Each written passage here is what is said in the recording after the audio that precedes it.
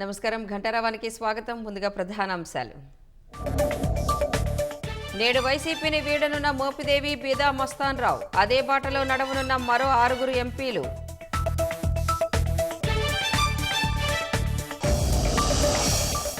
YCP హయాంలో జరిగిన పనులకు బిల్లుల చెల్లింపు తనకు తెలియకుండా ఎలా ఇచ్చారని పయ్యావుల ఆగ్రహం.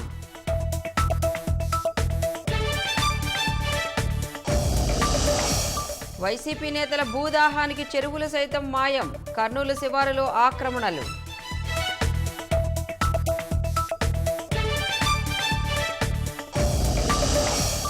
నెల్లూరు జిల్లా చుంచులూరు వద్ద రోడ్డు ప్రమాదం. టెంపో కారు ఢీకొని ఒకే కుటుంబంలో 3 మృతి.